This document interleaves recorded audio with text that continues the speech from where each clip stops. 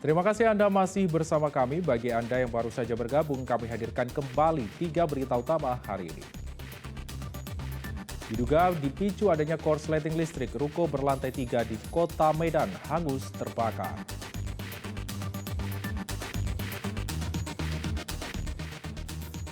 Polisi pergoki pembobol ATM di sebuah SPBU di Kota Medan.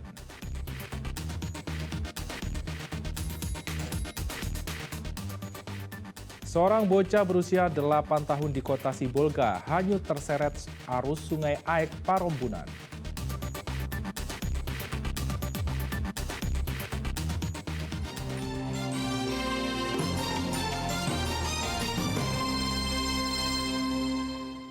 Seorang bocah berusia 8 tahun di Kota Sibolga hanyut terseret arus Sungai Aek Parombunan ketika bermain bersama teman-temannya. Hingga kini jasad bocah kelas 2 sekolah dasar itu belum ditemukan.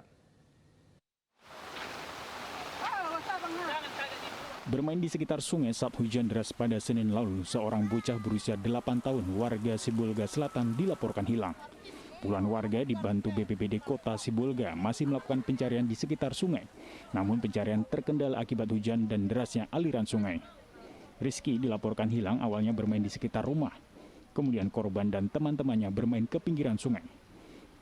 Meski dihalangi teman-temannya, korban memutuskan tetap berenang di aliran sungai Aek Parombunan. Padahal saat itu hujan mulai deras dan air sungai mulai tinggi.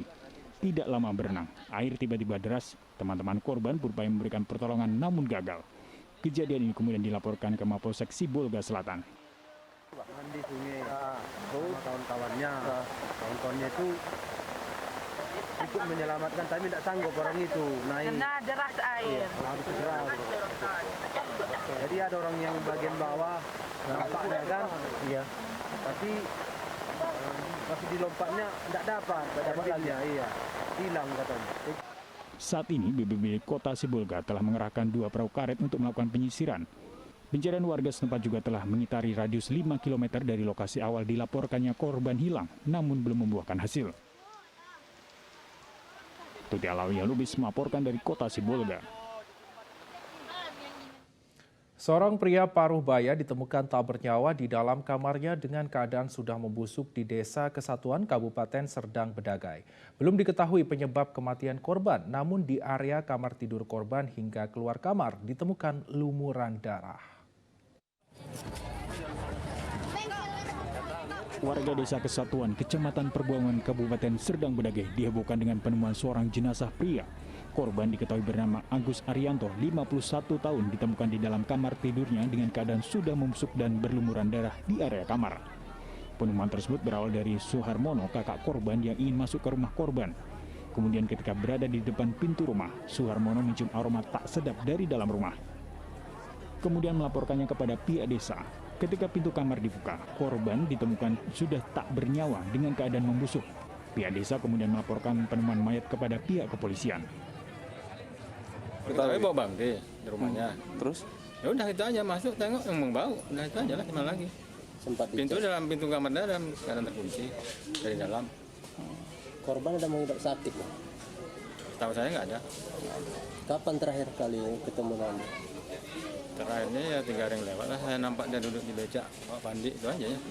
Ada keluhan dia nggak? Nggak ada, terus nggak nampak sama sekali. Pikir saya pergi merantau balik lagi, ya itu aja. Ya adik lah, adik kandung. Barang-barang korban ada yang hilang? Nggak ada, tapi dan 2 atau 3 ya tetap ada di kamarnya. Kepala Desa Kesatuan menyebutkan cacaran darah ditemukan dari dalam kamar hingga keluar kamar. Diperkirakan korban sudah meninggal selama 3 hari. Ya, ini main di rumah korban sendiri. Perkirakan mayat sudah berapa hari Bang di dalam Bang? Kurang lebih 3 hari. Bang, sebelumnya korban apa ada mengidap penyakit atau apa? Dalam hal itu saya kurang mengerti. Sudah lapor pihak kepolisian Bang? Sudah. Bahkan sudah ada Kanit Intel datang ke lokasi. Ini sebelumnya udah berapa hari Kak nampak di sekitar sini? Dari pengaduan warga di sekitar kurang lebih 3 hari juga. Ya, dia tinggal sendiri karena udah berpisah dengan istrinya.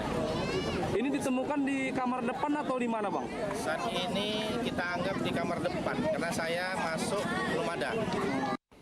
terkait tindakan kekerasan yang menyebabkan kematian korban.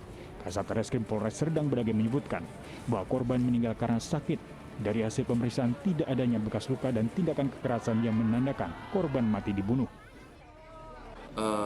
Kami cek, setelah kami cek TKP dan kami cek mayatnya, tidak ditemukan tanda-tanda kekerasan baik dalam barang ataupun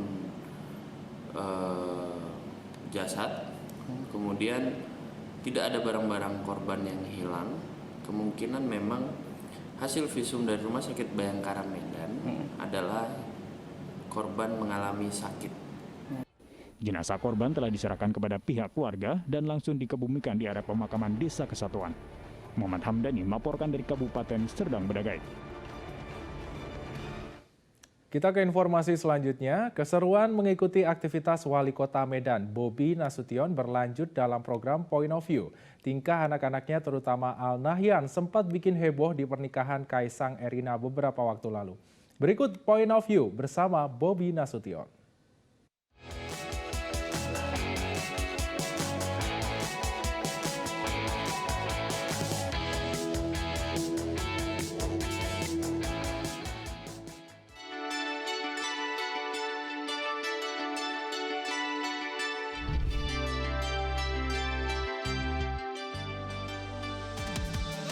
Mas Bobi, beberapa waktu lalu kan Nahyan sempat viral ya, sampai lucu banget karena pakai kaos singlet lepas beskap di acaranya Mas Kaisang kemarin.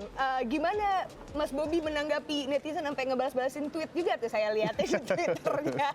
Gimana Mas Bobi? Ya dunia anak-anak ya, yang daripada nggak ikut acara, kalau kata mamanya, kata Mbak Ayang, daripada nggak ada di foto. Mendingan ya udahlah dia mau pakai baju kayak mana, gara-gara ya agak gerah mungkin ya, agak yang namanya anak-anak nggak bisa dipaksa Mbak. Daripada nanti dia nggak mau ikut, nggak ada yang nemenin di rumah, nggak ada yang jagain, jadi ya udahlah. Yang penting ada di acara hadir. Jadi pengamanan tambahan. Pengamanan tambahan ya. Jadi ikutan pengawal juga itu ada Nahyan kemarin. Kan pasti kalau dari Jakarta kakek neneknya anak-anak masih sering video call nggak Pak Jokowi dan juga Bu Iriana sering, gitu? Masih sering. Sering ya? Setahu saya tiap malam ya video call. Rutin itu? Setahu saya setiap malam.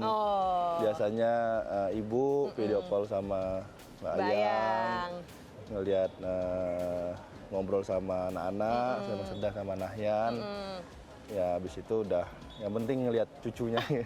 Tetap ya, kakek nenek pada umumnya ya harus update gitu. Nah, dengan semua kesibukannya Mas Bobi dan juga Mbak Ayang gitu, ada Sedah Mira di rumah, ada Nahyan, ada Asaud juga. Bagaimana ngebagi waktunya? Ini kan anak-anak yang masih harus terus ditemani ya, tumbuh kembangnya gak boleh lepas gitu dari orang tua. Gimana Mas Bobi Mbak Ayang ngatur waktu? Ya kalau dari yang sering kegiatan dulu kan saya ya. Saya kegiatan di luar. Nah, kalau memang bagi waktunya biasanya kalau memang terlalu full kegiatannya di luar, nanti pas kegiatan biasanya pas ada kegiatan di kantor, biasanya beberapa kali saya coba ngajak. Ya, kalau pas kegiatannya hanya di dalam ruangan, saya ngajak anak-anak. Kalau memang ada kegiatan yang biasanya misalnya kayak Mbak Ayang kegiatannya dengan PKK, terus ada selain PKK ada Bunda PAUD juga ya, Mbak Ayang kan jadi banyak kegiatan sama anak-anak juga, sekalian juga biasanya ngajak sambil ngajak ngenalin teman-teman yang lain. Kalau misalnya ada kegiatan-kegiatan yang sama anak-anak kita yang kurang beruntung, nah biasanya diajak juga sambil ngenalin ini. Nggak semua anak-anak, nggak semua seumuran Sedah beruntung, jadi liatin juga kondisi mereka, juga harus prihatin, juga harus bersyukur dan bisa saling membantu. Tapi di antara semua tadi sebelum saya mengajukan semua pertanyaan ini, saya sebagai orang pemerhati fashion, hari ini fashionnya Mas Bobi keren banget. Apa yang membuat Mas Bobi hari ini pakai baju daerah? Ya memang kita di Medan tiap hari Jumat, kita boleh pakai 13 etnis yang ada di kota Medan. Oh nice. 12, mohon maaf, 12, ada 12 etnis. Khusus yang Medan aja? Khusus di Medan. Oke. Ini salah satu etnis yang sudah kita tetapkan. Mana ada topinya, tadi saya nggak pakai. Pas turun dari mobil tadi nyangkut, jadi nggak kita pakai, ini topinya dikasih. Mau pakai Mas Bobi? Oke, Oh, boleh. ini baru lengkap. Coba mungkin ya, ala-ala acara fashion dari atas sampai bawah, apa yang dipakai sama Mas Bobi? Pengen tahu. Iya, ini baju adat kita. Jadi ada tadi saya bilang ada 13 etnis yang boleh digunakan. Dan itu sekarang kita membantu UMKM Kota Medan lah. Habis ini Mas Bobi ada agenda kemana lagi kita? Saya ada agenda, kita mau ngeliat salah satu kerjaan yang sudah kita selesaikan. Kita lagi pengen ngeliat fungsinya, karena yang kita kerjakan paling utama adalah fungsinya harus berjalan. Ini kita lagi bangun kemarin sistem saluran drainase. Yudich, ini kita lagi pengen coba cek berfungsi atau enggak. Oke, baik, kita akan cek next agendanya Pak Wali ya. Bang Wali harusnya kalau udah di Medan nyebutnya ya. Bang Bobi begitu. Kita akan ngecek ke lokasi selanjutnya. Mari. Ayo, Bang Wali. ayo boleh.